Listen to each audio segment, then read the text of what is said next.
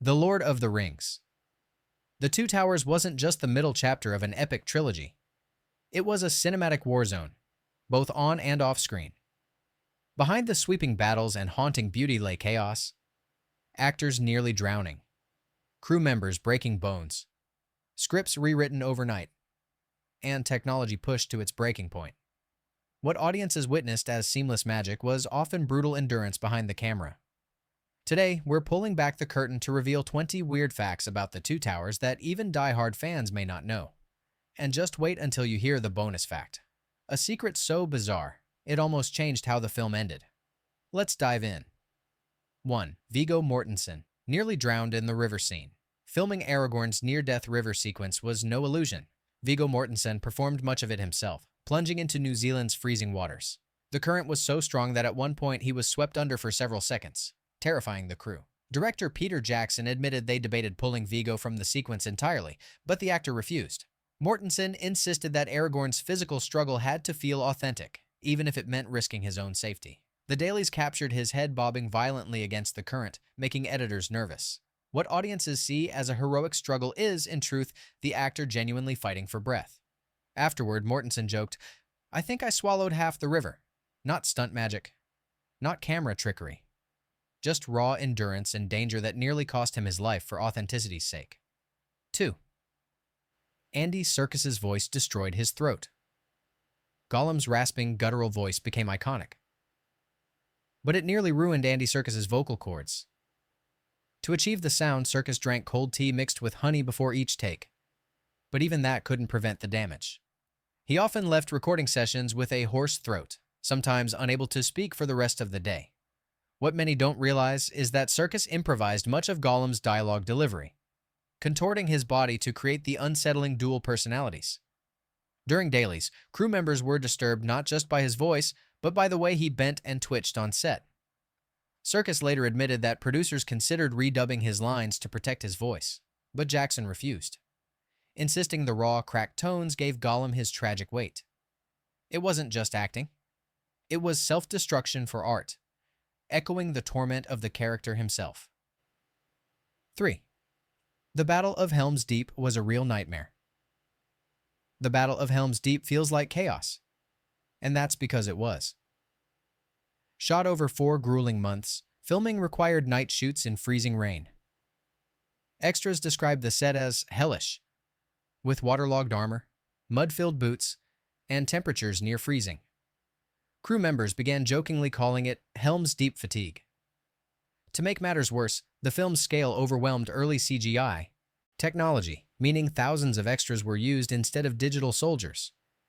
Makeup artists worked around the clock to prepare orc prosthetics, with some actors sleeping in costume because the removal process took hours. By the end, tempers frayed, equipment failed, and several stunt performers were hospitalized. The battle may look like controlled chaos, but for many involved, it was relentless misery. One extra summed it up bluntly: "It was the longest, coldest battle I've ever fought, and I wasn't even paid enough for it." 4th, a horse crushed Aragorn. One of the most dangerous accidents on set occurred during a horse stunt. While filming a mounted sequence, Viggo Mortensen was thrown and briefly crushed by his horse.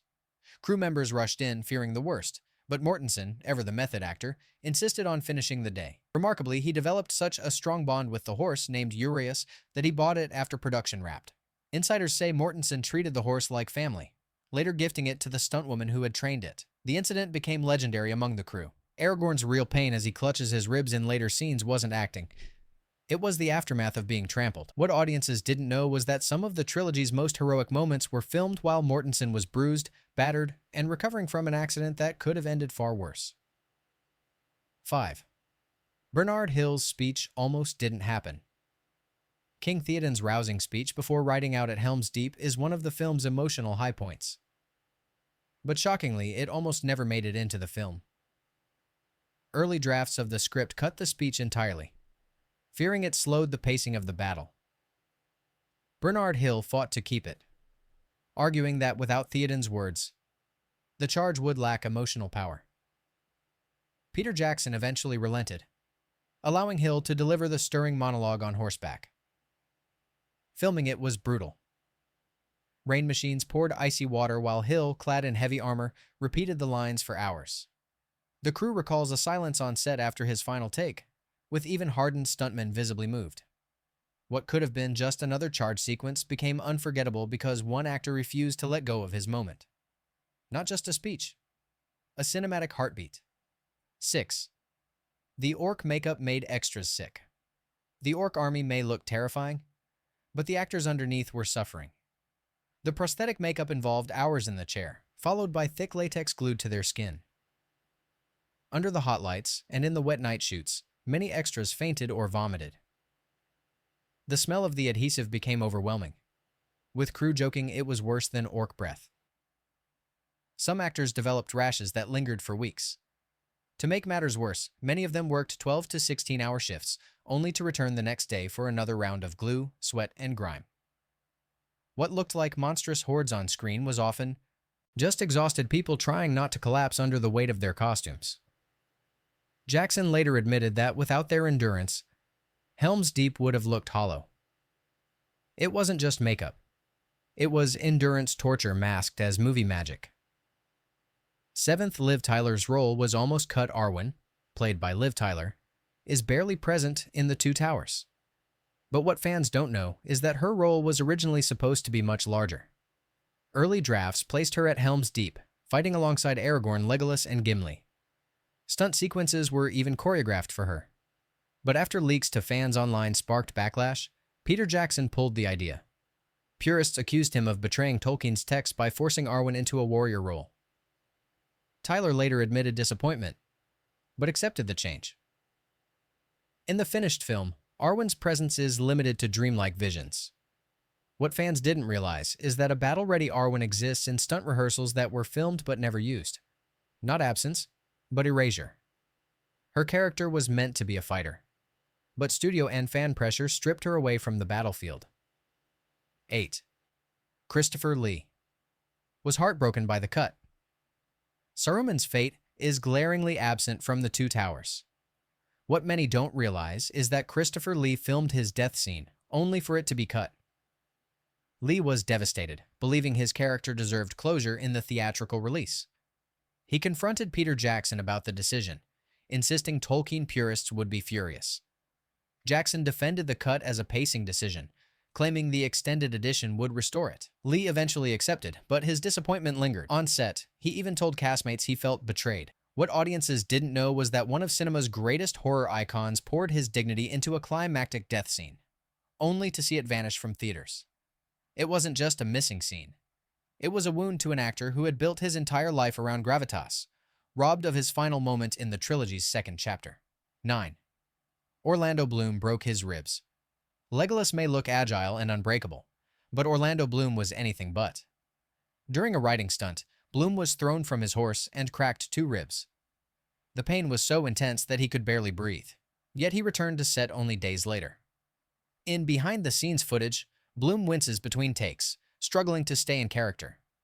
Amazingly, some of Legolas's most athletic moments in The Two Towers were filmed while Bloom was taped up and in agony. His fellow cast members joked that the trilogy was cursed, given how often the leads were injured. For Bloom, the experience left him humbled. He later said, "Elves aren't supposed to feel pain. I did." What audiences saw as grace was really grit. A young actor refusing to let broken bones keep him from embodying a near-mythical warrior. 10. The Warg Attack nearly killed stuntmen. The Wild Warg battle was one of the film's most dangerous sequences. The massive wolf-like beasts were created with a mix of animatronics, stunts, and early CGI. Riders performed violent stunt falls onto hard ground, often in full armor.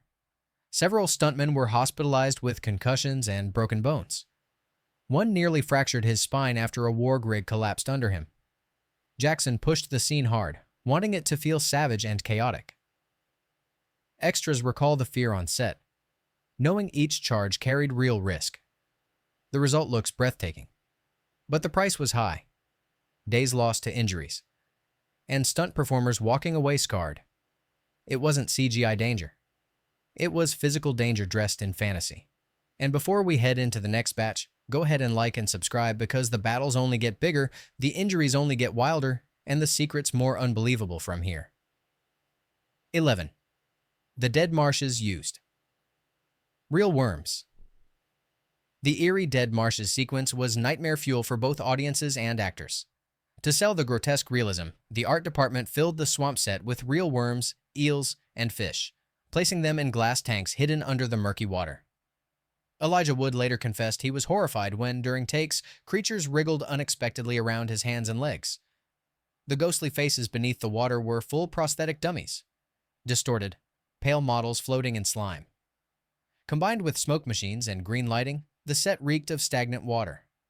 What audiences saw as otherworldly horror was, in truth, partly real muck, real slime, and live creatures writhing around the actors. It wasn't just effects. It was tactile, uncomfortable immersion into Tolkien's most haunting imagery. Actors weren't just acting disgusted. They were genuinely fighting the urge to gag while submerged. 12. Karl Urban was cast. At the last minute, Eomer, the proud warrior of Rohan, could have been played by someone entirely different. Karl Urban was cast just weeks before filming, after other candidates dropped out. Jackson initially worried Urban was too young to play the rugged horse lord, but the actor won him over with sheer intensity. Urban learned horseback combat in record time, throwing himself into spear training. In fact, the battle cries you hear on screen were improvised on the spot, inspired by Maori war chants from his New Zealand heritage. His commitment paid off. Urban went from a virtual unknown to a fan favorite almost overnight. What audiences didn't know is that Eomer nearly never existed as we see him. Not a carefully planned casting. A last-minute gamble that gave the trilogy one of its most ferocious and authentic warriors. 13. Helm's Deep was too dark for studio executives. After Peter Jackson screened early cuts of the Battle of Helm's Deep, studio executives panicked. The sequence was nearly impossible to see on standard monitors, drenched in blackness and rain. They demanded brighter lighting, fearing audiences wouldn't follow the action. Jackson refused, insisting that Tolkien described the battle as happening under cover of night. Cinematographer Andrew Lesnie backed him, arguing that the darkness gave it realism and weight. Ultimately, Jackson compromised slightly, brightening key shots but keeping the overall gloom. The result is a battle that feels claustrophobic and primal. What many don't realize is that Helm's Deep could have looked like a glossy action scene, but instead became a shadowy, rain-soaked nightmare. Not Hollywood spectacle. Brutal realism wrapped in fantasy. 14. Aragorn's Elvish line was Mortensen's idea. One of Aragorn's most striking moments in The Two Towers is when he speaks Elvish to calm Brego, the horse. Surprisingly, that moment wasn't in the script. Viggo Mortensen, a passionate linguist, studied Tolkien's invented languages during downtime. He suggested Aragorn should bond with the horse using Elvish, tying him more deeply to Middle-earth's cultures. Jackson agreed, and let him improvise the line. Mortensen even helped adjust pronunciation with the dialect coaches to ensure authenticity. The crew later admitted it became one of the most emotionally resonant small moments in the film. What fans may not realize is that without Mortensen's obsession with Tolkien's languages, Aragorn's relationship with the Rohirrim might have felt less authentic. Not just an actor reading lines. A devoted artist adding depth to a myth. 15. Sean Astin stepped on a nail. During the Dead Marshes shoot, Sean Astin suffered one of the strangest injuries on set. While filming barefoot, he stepped on a large rusty nail hidden in the muddy ground. The nail punctured his foot deeply, and he was rushed to the hospital. Peter Jackson, ever the prankster, later joked that Astin's Hobbit feet prosthetics should have been tougher. In truth, the injury delayed shooting for several days. What's remarkable is that Astin insisted on returning as soon as possible, filming scenes with his foot heavily bandaged. In close-ups, the limp audiences notice isn't acting. It's genuine pain. What looked like a loyal hobbit trudging alongside Frodo was, in reality, an actor gritting his teeth through a brutal accident. Not fantasy discomfort. Real blood, real scars. Hidden beneath hobbit charm. 16. The Oliphant was a real prop. The massive Oliphant seen briefly in The Two Towers wasn't just CGI, it had a partial practical prop. Weta Workshop constructed a gigantic fake leg and foot to give actors a physical reference on set. It was so huge that crew had to use cranes just to move it. When Sam and Frodo hide in the grass as the beast stomps past, that's a real ton of fiberglass crushing down inches away. The vibrations in the ground aren't special effects. They're shockwaves from dropping the enormous prop onto soil.